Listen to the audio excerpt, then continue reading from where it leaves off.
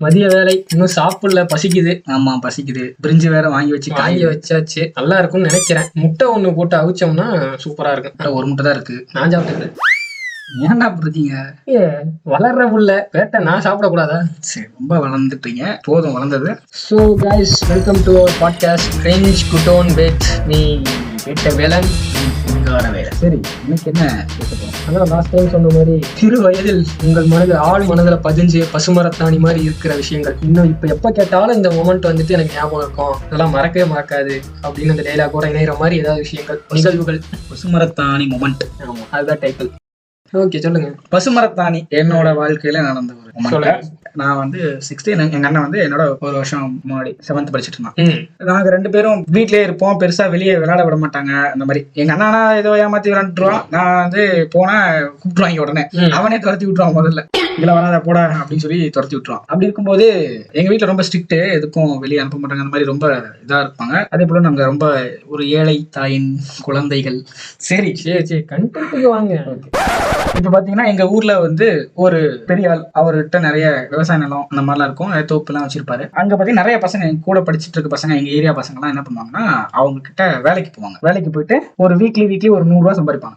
100 ரூபான்றது அப்பெல்லாம் பெரிய விஷயம். 100 ரூபா சம்பாதிச்சா பாப்பா சூப்பர், 100 ரூபா இருக்கான்ட்டா அப்படின்ற மாதிரி இருக்கும். 100 ரூபா சம்பாதிப்பாங்க, நல்லா செலவு பண்ணிருப்பாங்க ஜாலியா. இப்ப எனக்கு எங்க அண்ணனுக்குலாம் வந்துட்டு அந்த மாதிரி அனுப்ப மாட்டாங்க, திட்டுவாங்க வீட்டுல.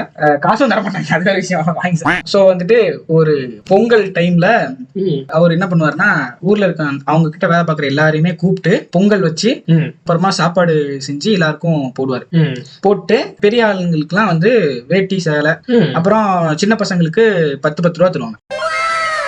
ஒரு ஆளுக்கு 10 ரூபா அந்த மாதிரி கொடுப்பாங்க. சோ வந்து நானும் எங்க அண்ணனும் என்ன பண்ணோம், 10 ரூபா கிடைக்கும் போவோம் அப்படின்னு சொல்லிட்டு பசங்க எல்லாம் வந்துட்டு எல்லாருமே போறதா இருந்துச்சு. நாங்க மட்டும் போக மாட்டோம். எப்பயுமே ஊர்ல இருக்க எல்லா பசங்களும் போவாங்க, ஆனா நாங்க போக மாட்டோம். எங்க வீட்டுல விட மாட்டாங்க. அப்ப வந்து நானும் எங்க அண்ணன் வந்து போலாம், என் செட்டு பசங்க வந்து நீ வாடான்னு என்ன கூப்பிட்டு இருக்காங்க. எனக்கும் ஆசை, அவனும் வந்து அவன் போலாம் அப்படின்னு சொல்லிட்டு அவன் நினைச்சிட்டு இருக்கான். ஒன்னா போகல, தனித்தனியா. அவன் போனது எனக்கு தெரியாது, நான் போனது அவனுக்கு தெரியாது. 2 பேரும் போயிருக்கோம். அங்க போய் தான் நீ எதுக்கு வந்த, எங்க நான் வருவேன், நீ எதுக்கு வந்திருக்க, நான் வருவேன்டா, நீ ஏன்டா சொல்றேன். அந்த மாதிரி 2 பேரும் சண்டை. என்னங்க நீ வருவாய் என்ன படம் மாதிரி சொல்லிட்டு இருக்கீங்க? இல்ல சொல்றேன், அந்த மாதிரி வந்து சண்டை எப்பயுமே இப்படி சண்டை போடுவோம். அப்ப சண்டை இருந்தாலும் சரி ஓகே அப்படின்னு சொல்லிட்டு எல்லாம் சாப்பாடு போடுறாங்க, நாங்க சாப்பிடுறோம். சாப்பிட்டுட்டு இந்த மாதிரி காசு தராங்க, வாங்கிட்டு வர்றோம். வந்துட்டு அப்புறம் விளையாடுறோம், கிரிக்கெட் விளையாடிட்டு வீட்டுக்கே வரல. காலையில போனவங்க தான் திரும்பி வீட்டுக்கே வரல. ஈவினிங் ஆயிடுச்சு, ஒரு 3 மணிக்கு மேல ஆயிடுச்சு. அப்புறமா வந்துட்டு வீட்டுக்கு வந்தோம். வீட்டுல எங்க அப்பா எங்க அம்மா எல்லாம் இருக்காங்க. அவங்களுக்கு எல்லாம் தெரியாது, எதுவுமே தெரியாது. கேக்குறாங்க, எங்கடா காலையில போனவங்க இன்னும் இப்பதான் வர்றீங்க, இவ்வளவு நேரம் எங்க போயிருந்தீங்க அப்படின்னு சொல்லி கேக்குறாங்க. அப்ப வந்துட்டு இந்த மாதிரி அங்க போயிருந்தோம் அப்படின்னு சொல்றோம். அப்பதான் தெரியுது அவங்களுக்கு, அது வரைக்கும் தெரியல, நாங்க சொல்லிதான் தெரியுது. வேற யாராவது சொல்லி கூட வந்துட்டு கேட்கல, டேரக்டா வீட்டுல அவங்க கேக்குறாங்க. ஜஸ்ட் இந்த மாதிரி இங்க போயிருந்தோம் சொன்னா உடனே கத்தம், பை பை டாடா. செம்ம கோவம். அங்க போய் அவங்க போற சாப்பாடு சாப்பிட்டு அந்த காசை வாங்கிட்டீங்களா அப்படின்னு பெல்ட்ட உருவனாரு பாருங்க. மியூசிக் அப்படி எங்களுக்கு ஹார்ட்லாம் நின்றுச்சு ஒரு நிமிஷம். அப்பா போச்சுரா மண்டி விழ போகுது. ஏன்னா அப்ப வரைக்குமே பாத்தீங்கன்னா எங்க அப்பா வந்து அடிச்சது இல்ல, ஆனா மிரட்டுவாரு, அடிக்க போறேன்னு சொல்லிட்டு. ஒரு ஸ்கேல் இருக்கும், எங்க தாத்தாவோட மர ஸ்கேல் ஒன்று இருக்கும். ஒரு மர ஸ்கேல்னா 1 மீட்டருக்கு இருக்கும், 1 மீட்டர் லென்த்துக்கு இருக்கும். சின்ன ஸ்கேல் இல்ல. பாத்தீங்கன்னா அதை பாப்பாரு, நாங்க பயந்துருவோம். நானும் எங்க அம்மா வந்து அதை காட்டி மிரட்டிட்டு இருப்பாங்க. உங்க அப்பாட்ட சொல்லவா, உங்க அப்பாட்ட சொன்னா என்ன தெரியுமில்ல, இப்படியே மிரட்டிடுவாங்க. அதுக்கே நாங்க பயந்துட்டு அதை அப்படியே கப்சுப்னு ஆயிடுவோம். Emotional damage. சோ அது வரைக்கும் அடிக்காதவரு இத கேட்ட உடனே செம்ம கோவம், பெல்ட் எடுத்தாரு. சும்மா அடிச்சு வீட்டுக்குள்ள இருந்து அடிச்சு வெளியே வந்து எங்க வீட்டு எப்படின்னா ஒரு ஓட்டு வீடு தான். பக்கத்துல வந்து ஒரு சின்ன ஒரு கொட்டாய் இருக்கும். அதுல வந்து சமையலுக்கு, இங்க வந்து தூங்குறதுக்கு இங்கெல்லாம் இருக்கும். அங்க வரை இழுத்துட்டு போயிட்டாரு. 2 பேரும் இழுத்துட்டு போய் முடிய புடிச்சு அடிக்கிறாரு. சம்மட்டி எங்க விழுகுதுன்னே தெரியல. இங்க முதுகுல விழுகுது, கையில காலு மூஞ்சி எல்லாத்துலயுமே அடி விழுகுது. சாது மிரண்டா காடு கொள்ளாதுன்ற மாதிரி. இவனுக்கு 2 அடி, எனக்கு 2 அடி, இவனுக்கு 2 அடி, எனக்கு 2 அடி. 2 பேரையும் போட்டு மரட்டி எடுத்துட்டாரு. எப்படா அடிக்கிறது நிப்பாட்டுவாருன்ற அளவுக்கு ஆயிப்போச்சு. அப்படி ஒரு அடிடாது. போவீங்களா அவன் கொடுத்தானா, அந்த அவன் சாப்பாடு சாப்பிட்டு வரீங்களா, உங்களுக்கு வீட்டுல சாப்பாடு கிடையாதா, அவன் காசு கொடுக்கறதுக்கு அவன் யாரு, அவன்கிட்ட காசு வாங்கிட்டு வந்துட்டு இருக்கீங்க அப்படி சொல்லிட்டு சமாட்டி. அதுக்கெல்லாம் போச்சுடா, எதுக்குடா போனோம், தேவையில்லாத ஒரு வேலையை பார்த்து விட்டுட்டோம்டா அப்படின்னு ஒரு டென்ஷன் அந்த அளவுக்கு வந்துட்டு அடி வாங்கினது இல்ல அது வரைக்கும். பாத்தீங்கன்னா அதுக்கப்புறம் ஒரு 1 hour 2 hour நல்லா அழுதுட்டே இருந்திருக்கும், 2 மணி நேரம். சின்ன வயசுல இருந்தே நான் சும்மா அடம் பிடிக்கிறதுக்காக அழுவேன், ஒரு நாள் பூரா நான் கூட அழுதுட்டு இருப்பேன் வீட்டுல. இப்ப வரைக்கும் நிறைய போட்டோஸ் இருக்கு. என்ன உனக்கு தான் அழுது திரும்பி நினைச்சிட்டு இருக்கியா? நான் எல்லாம் அழ ஆரம்பிச்சேன்னா மாச கணக்கு அழுவேன். ஏதாவது ஒரு விஷயம் வேணும்னா 4 பேர் அழுதுட்டு இருப்பேன், அடிக்க மாட்டாங்க ஆனா அழுதுட்டே இருப்பேன். ரொம்ப நேரம் அழுதுட்டு எதுக்கு இவ்வளவு நேரம் அழுதுன்னு வேணா அடிப்பாங்க. ஒரு சில விஷயம் வந்து ஏதாவது வாங்கித்தாங்கன்னு சொல்லி கேட்டு அழுதுட்டு இருப்பேன். சின்ன சின்ன விஷயம் தான் வாங்கி தந்துருவாங்க, ஆனா இதெல்லாம் வேணாம் அப்படின்னு எங்க அம்மா முடிவு பண்ணிருச்சு அப்படின்னா அது வேணாம் தான். நான் எவ்வளவு அழுதாலும் சரி 2 அடியை போட்டு அமைதி வைக்கிறாங்க. அந்த மாதிரி அழுது வந்து வேற, அது ஏதோ வேணும்ன்றதுக்காக அழுது. யாரும் என்ன வந்து அந்த விஷயம் மட்டும் தெரியும், அதாவது நீங்க அடம் பிடிச்சாலும் அவங்களுக்கு வேணானா வேணாம் அவ்வளவுதான், கரெக்டா இருப்பாங்க. நம்ம இதுல வந்து அடி வாங்கி அந்த அடிக்கு வந்து அழுதுட்டு அப்புறம் வந்துட்டு நம்ம என்னடா இவ்வளவு பெரிய தப்பு பண்ணிட்டோம் அப்படின்னு. அந்த சமயத்துல எதுக்காக ஏன் இப்படி சொல்றாரு அதெல்லாம் எனக்கு ஒன்றும் புரியல. ஏன் வந்து இப்ப அங்க போய் வாங்கினா என்ன, ஊர்ல இருக்க எல்லாருமே வாங்குறாங்களே, எல்லா பசங்களும் தான் போய் வாங்குறாங்க, அவங்க அப்பா அம்மா எல்லாம் எதுவுமே சொல்லல, நம்ம ஏன் சொல்றா அதெல்லாமே புரியல. இருந்தாலும் அடி அந்த அடிக்காக அழுதுட்டு இருந்தான். 2 நாள் கழிச்சு அப்புறம் பாக்குறேன், ஊரே பாக்குது, எங்க ஊரேனா எங்க தெருவே பாக்குது, எங்க தெருல இருக்க எல்லாமே பாத்துட்டு இருக்காங்க. அப்புறம் கொஞ்சம் அப்படியே அமைதி பண்ணிட்டு எங்க பாட்டி வந்து பிடிச்சி போதும் போதும் அடிச்சது போதும் அப்படின்னு சொல்லிட்டு கொஞ்சம் ரெஸ்ட் பிரேக் விட்டு அப்புறம் சமாதானப்படுத்தினாங்க. அப்புறம் சாப்பிடவே முடியல, அன்னைக்கு சொல்றாங்க திட்டுறாங்க, சாப்பிடறதுக்கு திட்டுறாங்க, சாப்பிடவே முடியல. அப்புறம் அது லேட்டரா தான் வந்துட்டு அது தோணுச்சு, ஏன் அப்படி சொல்றாரு, ஏன் எதுக்கு சொன்னாங்க அப்படின்ற மாதிரிலாம் தோணுச்சு. இன்னொருத்தங்கிட்ட போயிட்டு நம்ம போய் சாப்பிடணும்னு ஒன்றும் அவசியம் இல்ல, நம்மள்ட்ட இருக்கிறத வச்சு வாழணும், ஃப்ரீயா வந்து எவனா குடுக்குறான் போய் சாப்பிடலாம், அதெல்லாம் வந்து பண்ணக்கூடாது. நீங்க உழைக்காம பாலிடிக்ஸ் பேசுறீங்க, பாலிடிக்ஸ் தான் பேசுறேன். ஐயோ, எங்க நோக்கம் அரசியலுக்கு வர்றது இல்லைங்க, நல்ல அரசியல்வாதிங்க வந்தா போதும். ஆமா, நான் உனக்காக எந்த வேலையும் பண்ணல. பாலிடிக்ஸ்னா நீ அரசியல்ல என்ன கவர்மெண்ட்க்கு நீ டாக்ஸ் கட்டுற, ஏதோ ஒரு இடத்துல உன்னோட அமௌண்ட் போகுது, அவங்க ஃப்ரீயா கொடுக்குறாங்கன்னா அது வேற. வேண்டாம் இது வேண்டாம். அது ஏன் ஒருத்தவங்க வந்து ஃப்ரீயா கொடுத்து நம்ம அவங்களுக்காக உழைக்கல, அவன் எதுக்கு, அவன் யாரு நம்ம கொடுக்கறதுக்கு, அவன் கொடுக்க கூடாது. எங்க அப்பாவுக்கு வேற என்ன வேற ஏதாச்சும் கோவம் இருக்கான்னு தெரியல எனக்கு, இருந்தாலும் சொல்றேன் அவங்கள்ட்ட நம்ம வந்து வேலை பார்க்கல, அவங்க கிட்ட இருந்து நம்ம காசு எதிர்பார்க்கறது கூடாது அப்படின்றதுக்காக போட்டு சம்மடி. 3Dலயே படம் எடுக்கிற அளவுக்கு இவ்வளவு பெரிய மெசேஜ் சொல்லிட்டேடா. நீங்க வந்து வீட்டுக்கு இவ்வளவு நேரம் வரலையே, காலையில போனவங்க இவ்வளவு நேரம் வரல, நான் ஏதோ விளையாட போயிருக்கீங்க, விளையாண்டு இருக்கீங்க, இங்க போயிருக்கீங்க, சுத்த போயிட்டீங்க அப்படிதான் நினைச்சிட்டு இருந்தேன். சாப்பிட கரெக்டா டைமுக்கு வருவீங்க, நான் லேட் ஆகி போச்சு வரல, சரி அது அந்த மாதிரி இருக்கும்னு நினைச்சேன். ஆனா நீ அங்க போயிருக்கீங்கன்னு சொன்ன உடனே செம கோவம் வந்துச்சுன்னு சொன்னாரு. அப்போ ஆனாலும் அதுக்கப்புறம் ஒரு விஷயம் நடந்துச்சு. ஏதாவது வாங்கி கொடுத்துறாங்களா? இல்ல சொல்றத கேளு, ருக்கோ ஜரா சபர் கரோ. ஃப்ரெண்டோட அப்பா வந்து என்ன பண்ணாருன்னா, இப்ப அந்த 10 ரூபா இருக்கா, என்னோட 10 ரூபா, எங்க அண்ணோட 10 ரூபா, 2 10 ரூபா வாங்கி பக்கத்து வீட்டுல ஒரு பையன் இருப்பான், அவன்கிட்ட கொடுத்து நீ என்ன பண்ணு, இந்த காசை வச்சுக்க, ஸ்கூல் வந்ததுக்கு அப்புறமா நீ ஸ்கூல்ல வாங்கி சாப்பிடறதுக்கு சின்ன ஒரு பாட்டி வந்து எடுத்து வந்து வச்சிருப்பாங்களே, சோ அங்க போகும்போதெல்லாம் நீ ஒரு 2 அவனுக்கு என்ன வேணுமோ அதை வாங்கி கொடுத்துரு, இந்த காசு நீயே வச்சுக்கோ அப்படின்னு சொல்லிட்டு அவன்கிட்ட கொடுத்து, அவன் மூலமா எனக்கு வந்து நான் அதை அப்பயும் அவ்வளவு அடி வாங்கினாலும் அது நான் சாப்பிட்டுட்டேன்.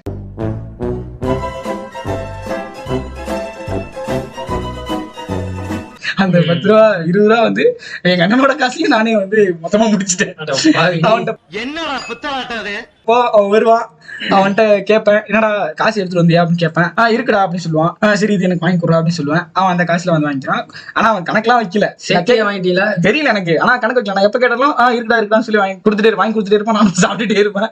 அதனால என்ன சிங்காரம் இது இல்ல எப்படில அப்ப எனக்கு தெரியாதுல்ல, அது லேட்டரா தான் எனக்கு புரிஞ்சது, கொஞ்சம் பெரிய ஆனதுக்கு அப்புறமா தான் எனக்கு புரிஞ்சது. இருந்தாலும் அந்த அடி வந்து எனக்கு இப்ப கூட மறக்காது, இப்ப வரைக்கும் மறக்காது. ஏன்னா அந்த அடி அதை சொல்லியே பயமுறுத்துவாங்க. அதுக்கப்புறம் என்ன திரும்பவும் அதே மாதிரி அடி வாங்கம்மா, ஒரு அடி இந்த மாதிரி ஒரு சம்பவம் வந்து நடந்துச்சு. இப்ப சொல்லுங்க உங்களோட. எனக்கு சொல்லணும்னா நான் சின்னதா ஒரு 2 சம்பவம் சொல்றேன். சம்பவம் நம்பர் 1, ஒரு 5-6 வயசு இருக்கும், ரொம்ப சின்ன பையன். என்னன்னா தூக்கி வச்சிருப்பாங்க. எங்க அம்மா ஊர்ல அவங்க ஒரு அத்தை தூக்கி வச்சிருந்தாங்க. அப்போ வந்து இந்த கருதறுப்பு எல்லாம் முடிஞ்சு எல்லாம் வந்து இந்த வைக்கெல்லாம் எடுத்துட்டு வந்து கட்டி, அப்பெல்லாம் வந்து மிஷின் யூஸ் பண்றதுல, அந்த கருதறுக்கிறதுக்கு மிஷின் எல்லாம் யூஸ் பண்றதுல, அது இருந்துச்சுன்னா டக்குன்னு நெல்லை தனியா ஸ்பிளிட் பண்ணி கொடுத்துரும். இப்ப என்ன பண்ணுவாங்கன்னா 2 விதமா பண்ணுவாங்க. ஒண்ணு மாடு வச்சு அப்படியே அந்த கருதை அறுத்துட்டு வந்து போட்டு சுத்தி அதுல ஓட்டி நெல்லு தனியா விழுந்துரும், நெல்லை தனியா எடுத்துருப்பாங்க. அப்புறம் வைக்கல தனியா எடுத்து அப்படியே பற்ற வைக்க போற மாதிரி போடுவாங்க, பெருசா போடுவாங்க. டிராக்டர் ஒரு பக்கம் ஓட்டிட்டு இருக்கு, ஒரு பக்கம் மாடு வச்சு, எங்க அம்மாவோட தம்பி மாடு வச்சு புனைய ஓட்டுறதுன்னு சொல்லுவாங்க. மாடு சுத்தி வந்துகிட்டே இருக்கும், நடந்து வந்துகிட்டே இருக்கும். அப்படியே நெல்லை தனியா எடுப்பாங்க, வைக்கல தனியா எடுப்பாங்க. ஃபுல்லா வயல் தானா, பெரிய வைக்க போறா போட்டிருப்பாங்க. நம்ம வந்து நமக்கு ஒண்ணும் தெரியாது, ஏதாவது பண்றது கையை கால வச்சு சும்மா இருக்காம பக்கத்துல வீடு ஈசிப்பட்டு இருந்துச்சு. எடுத்து அவங்க மடியில தான் உட்காந்துட்டு இருந்தேன். அதை பார்த்தவன எடுத்து பத்த வச்சிடலாம், பத்த வச்சு விட்டேன். எத வைக்க போற வைக்க போற நான் என்ன நினைச்சேன், சரி பீடி இதெல்லாம் இருக்கு, பீடி எடுத்து வாயில வச்சு பத்த வச்சிருக்கேன் நினைச்சேன். 5-6 வயசு தாங்க. அந்த வயசுல என்னங்க சொல்றேன், சொல்றேன், யாரும் பாத்துருப்போம். அவங்க மடியில தான் உட்காந்துருக்கேன். ஓகே புரியுது எனக்கு, நான் சொல்றேன். எடுத்து பத்த வச்சா குப்பு, அதுதான் குப்புன்னு பத்திக்குமே. ஆமா, அது என்ன சொல்றது, பெட்ரோல் மாதிரி குப்பி அணைக்க ரொம்ப கஷ்டம். அது பத்த வச்சுட்டேன், பார்த்தா ஊரே திரண்டுருச்சு. கரண்ட் அணைக்க ட்ரை பண்றாங்க, வீட்டுக்குள்ள இருந்து குடமா தண்ணி எடுத்துட்டு வர்றாங்க, அணைக்கிறாங்க, பண்றாங்க, பாதி காலி. அது பெரிய படப்பு, அடி போட்டாங்க. அடி எங்க அம்மா அடிக்கல, போவோம் எங்க மாமா அடிச்சாங்க, சும்மா இருக்க. அதோட ஒரு பட்டத்தை கொடுத்தாங்க. அப்ப என்னன்னு தீக்கொளுத்தின்னு கொடுத்தாங்க. தீக்குளித்தியா? இப்போ போனாலும் அங்க போனாலும் அந்த பழைய ஆட்கள், வயசான ஆட்கள் எல்லாம் பேட்ட வேலைன்னு சொன்னா தெரியாது, தீக்கொளுத்தியா நல்லா இருக்கியாப்பா அப்படின்னு கேட்பாங்க. அப்படி ஒரு சம்பவம். இது சம்பவம் நம்பர் 1. நான் இது எதிர்பார்க்கல. நான் நினைச்சேன் பீடியை தான் வச்சு வாயில வச்சிருப்பாங்க, போட்டாங்க போற ஒரு அடின்னு சொல்லுவாரு நினைச்சேன். ஆனா வைக்க போற குளத்தை நான் வந்து அவ்வளவு பெரிய அக்க போற பண்ணி விட்டேன். அதுக்கடுத்து சம்பவம் நம்பர் 2. இதுவுமே எங்க அம்மா ஊர்ல தான். எங்க அம்மாவோட அப்பா, எங்க தாத்தா, அவங்க என்ன பக்கத்து ஊர்ல ஒரு அது என்ன ஐயனார் கோயில் திருவிழாக்கு போலான்னு சொல்லிட்டு, சரி தாத்தாவோட போயிட்டு வரியாப்பா அப்படின்னு சொல்லிட்டு கேக்குறேன். போயிட்டு வரேன் அப்படின்னு வச்சுட்டு கிளம்பியாச்சு. சைக்கிள் கிடையாது, பஸ் கிடையாது, நடைபயணமா 10 கிலோமீட்டர் கூட்டு போறாங்க. 10 கிலோமீட்டர்லாம் எனக்கு தெரியாது, வந்திருக்க மாட்டானா, எந்த ஊர்னே தெரியாது. தாத்தாவோட போயிட்டு வரையும் கேட்டேன். போயிட்டு வரனே அப்படின்னு கிளம்பிட்டேன். காலைல ஒரு டீயை குடிச்சிட்டு அனுப்பிவிட்டாங்க. அனுப்பிவிட்டா ரோடு பாதையில எல்லாம் கூட்டு போல, வயக்காடு, ஒத்தடி பாதை, காட்டுக்குள்ள அப்படி இப்படின்னு ஏதோ கூட்டு போறாங்க. நான் போயிட்டு எடுத்து வச்சு அந்த மாதிரி உண்மையாலுமே அந்த மொமெண்ட் தான். ஏத்தத்திலயும் இறக்கத்திலயும் கூட்டி போறானே, எந்த ஊருக்கா கூட்டி போற? இதோட 11 கிலோமீட்டர் ஆகி போச்சியா? பேசாம வாயா, அண்ணன் மாதிரி தளராம நங்கு நங்கு நடந்து வா. நான் செம ஆக்டிவா இருப்பேன், போறேன். நான் பாட்டுக்கு இடையில இந்த புல் தர அந்த மாதிரி எல்லாம் கிடக்கு. இந்த சீவுன்னு சொல்லுவாங்க, சீவுன்னு நல்லா பெருசு பெருசு அப்படி வளர்ந்துருக்கும், நல்லா பெருசு பெருசு அப்படி குச்சி குச்சியா கோர மாதிரி இருக்கும். அதெல்லாம் பார்த்து ஆஹா அப்படின்ட்டு அதுக்குள்ள குட்டிக்கறனாலாம் அடிச்சு போயிட்டு இருக்கேன். இடையில போயிட்டு போனா கடைசியில பார்த்தா ஒரு லேண்ட்மார்க் வருது. எங்க ஊர்ல இருந்து அது ஒரு 10 கிலோமீட்டர்ல உள்ள டவுன். அந்த இதுக்கா கூட்டு வந்தீங்கன்ற மாதிரி ஆயிடுச்சு. அங்க போனா ஃபர்ஸ்ட் ஒரு சின்ன வீட்டுல ஒரு கறி விருந்து. ஏன்னா திருவிழானா அந்த ஊர்ல உள்ள எல்லாருமே கறி சாப்பாடு போடுவாங்க. மதியம் ஆல்மோஸ்ட் ஒரு 11-12 மணி ஆயிடுச்சு நாங்க போறதுக்கு. போயிட்டு கறி சாப்பாடு எங்க தாத்தா காலையிலே போவையிலே ஒரு கோட்டர் எடுத்து கையில வச்சுக்கிட்டு அடிச்சு விட்டு போயிட்டு போனா நல்ல மனுஷன். சரக்க போட்டோம்னா பேசிக்கிட்டே இருப்போம். கடுப்பாங்கடா இல்ல, நல்ல தங்கமான மனுஷன். அதனாலதான் எல்லாரும் கூப்பிடுவாங்க, வாப்பா வாப்பா என்னப்பா அப்படின்னு சொல்லிட்டு. பார்த்தா இலை விருந்து போட்டாங்க. அதான் மட்டன் சிக்கன் வச்சு கறி விருந்து போட்டா நான் சாப்பிட்டுட்டேன். எங்க தாத்தா சாப்பிடாம உட்காந்து பேசிக்கிட்டே இருக்க. அப்படி ஒரு 2 மணி நேரம் ஆச்சு. அவங்களும் பார்த்தாங்க, என்னப்பா சாப்பிடுப்பா, என்னப்பா எவ்வளவு நேரம்ப்பா பேசுவ அப்படின்னாங்க. சாப்பிடுறேன்னு சாப்பிடவே இல்ல, பேசிட்டு இருந்தாங்க. அவங்க இவரு சாப்பிட மாட்டாருன்னு இலைய முடிச்சுட்டு தூக்கி என்ன அவ்வளவுதான். அவங்க அப்புறம் இது திருவிழாக்கு போனோம்ல, 3-4 மணி ஆயிடுச்சு, 2-3 மணி ஆயிடுச்சு. திருவிழா பக்கம் போலான்னு பார்த்தா இவர் சாப்பிடாம இப்ப கதையா பேசிட்டு இருந்து இலைய முடிச்சு நீ கிளம்பி பண்ணிட்டாங்க. அப்புறம் கிளம்பி வந்தாச்சு. மறுபடியும் வைன் ஷாப் போயிட்டு இன்னொரு கோட்டர் எடுத்துட்டு வந்தாச்சு. வந்துட்டு திருவிழாக்கு வந்தாச்சு. ஒரு 4 மணி இருக்கும், 3-4 மணி இருக்கும். வந்தாச்சு. வந்துட்டு பயங்கரமான கூட்டம். மஞ்சு விரட்டு ஒரு பக்கம் நடந்துகிட்டு இருக்கு, ஒரு பக்கம் திருவிழா கூட்டம், கடை இதுன்னு போயிட்டு இருக்கு. பார்த்தா ஒரு ஆளை இன்ட்ரடியூஸ் பண்ண. அப்படி ஒரு ஆள் வந்து அப்படி அவருக்கு வந்து வாய் பேச முடியாது. என்ன கூப்பிட்டு எங்க தாத்தா வந்து இவர் வந்து உங்க அம்மாவோட எலிமெண்டரி ஸ்கூல்ல படிச்சாங்கப்பா, 5வது வரை, நம்ம ஊர் பக்கத்துல உள்ள ஸ்கூல்ல அப்படி இப்படின்னு சொல்லிட்டு பார்த்து ஆளை காமிச்சு விட்டு பேசிட்டு அதுக்கப்புறம் அப்படியே திருவிழா கூட்டத்துக்குள்ள அப்படியே பாத்துட்டு இருக்கேன். தாத்தா காணா, தொலைஞ்சு போயிட்டேன். நான் தொலைஞ்சு போயிட்டேன். நான் தொலைஞ்சு போயிட்டேன். அதான் திருவிழாவில காணாம போன பிள்ளை மாதிரி திருன்னு முடிச்சிட்டு இருந்தேன் கதையா. அந்த மொமெண்ட் தான் நடந்துச்சு. முடிச்சுக்கிட்டு இருக்கேன். யாரும் போன் கிடையாது, யாரையும் தெரியாது. தெரிஞ்ச ஒரே ஆளு எங்க தாத்தா. ஆளை காணும். என்னடா அது எப்படா வீட்டுக்கு போறது? வீட்டுக்கு என்னன்னா அன்னைக்கு நைட்டு எங்க ஊர்ல இருந்து ஒரு பக்கத்துல உள்ள ஒரு சர்ச்ல ஒரு பெரிய திருவிழா. அங்க போறதுக்காக எல்லாம் ரெடி ஆயிட்டு இருக்காங்க. சீக்கிரம் வந்துருங்க, நைட் அங்கே வேற கிளம்பணும் அப்படின்னு சொல்லிட்டு. அது வந்து எங்க ஊர்ல இருந்து அது ரொம்ப ரொம்ப பெரிய திருவிழா. அந்த சர்ச் திருவிழா போகணும்னு சொல்லிட்டாங்க. பார்த்தா இங்க ஆளை காணோம். எப்படி போறது என்ன, எப்படி நம்ம இப்ப ஊரு போய் சேர போறோம்? நடந்தும் போக முடியாது, வழியும் தெரியாது. கம்மாக்கார காடு ஒத்தடி பாதையெல்லாம் கூட்டு வந்தாங்க அப்படின்னு சொல்லிட்டு அப்படி திருன்னு முடிச்சுட்டே பாத்துட்டு இருக்கேன். ஒரு 1 மணி நேரம் 2 மணி நேரம் சுத்தி இருப்பேன். சுத்திட்டு பார்த்தா கடைசியில அந்த ஃபர்ஸ்ட் ஒருத்தரை அம்மா கூட படிச்சவர்னு சொல்லிட்டு ஒருத்தரை காமிச்சாங்க. அவரை பார்த்துட்டு இல்ல தாத்தா காணோம், நான் ரொம்ப நேரம் தெரியல, நான் தொலைஞ்சுதான் தாத்தா காணோம், நான் ரொம்ப நேரம் தேடுறேன், ஆள் எங்க போனாருன்னு தெரியல, இப்ப எப்படி வீட்டுக்கு போனோம் அப்படின்னு சொன்னோன்னு சரி நான் கூட்டு போறேன்னு சொல்லிட்டு அவருக்கு வாய் பேச முடியாது. கூட்டு போறோம். அப்படி சைக்கிள் இந்த முறை நடக்க வைக்கல. சைக்கிள் ஒரு 7-8 கிலோமீட்டர் சைக்கிள்லயே போறோம். அப்படியே பயங்கரமா இருந்துச்சு. அப்பா எப்படியோ வீட்டுக்கு கொண்டு போய் சேர்த்துருவாங்களா நம்மள. போனா எங்க வீட்டுல எல்லாம் ரெடி ஆயிருக்காங்க. ரெடி ஆயிட்டு எப்படா வர்ற, இங்க திருவிழாக்கு போனோம்னு தெரியாதா, எங்க தாத்தா எங்க சரி அந்த ஆள் வரட்டும் அப்படின்னு எங்க அம்மாச்சி வந்து கிளப்பி அடுத்து கிளம்புறோம். அடுத்து நைட்டு திருவிழாக்கு போறோம். அந்த ஊர் எந்த ஊர்னா உங்களுக்கு ஒரு லேண்ட்மார்க் சொல்லணும்னா அலெக்சாண்டர் பாபு அப்படின்னு உங்களுக்கு தெரிஞ்சிருக்கும் ஒருத்தர். அலெக்ஸ் அதான் இவரு அலெக்ஸ் எக்ஸ்பீரியன்ஸ் அப்படின்னு சொல்லிட்டு அந்த ஷோ பேர் எனக்கு டக்குன்னு ஞாபகம் வர மாட்டேங்குது. அமேசான் பிரைம்ல எல்லாம் ஒரு ஷோ பண்ணுவோம் அப்படி. அதாவது ஸ்டாண்டப் காமெடியன் தான், சாங்ஸ் எல்லாம் வச்சு போட்டுட்டு அவரோட ஊர் தான் அந்த ஊர். இங்க நடக்க திருவிழாக்கு அப்புறம் நைட்டு கிளம்பி போனோம். அது ஒரு பயங்கரமான எக்ஸ்பீரியன்ஸ். நீங்க இந்த தொலைஞ்சு போனது, நீங்க தொலைஞ்சு போனது எங்க தாத்தா இல்ல. அவரு அடுத்த நாள் காலையில திங்கு மறுபடியும் நடந்து இன்னொரு விஷயம் தெரியாது. நான் ஒரு டைம் தொலைஞ்சேன் இங்க நம்ம ஊர்ல இல்ல.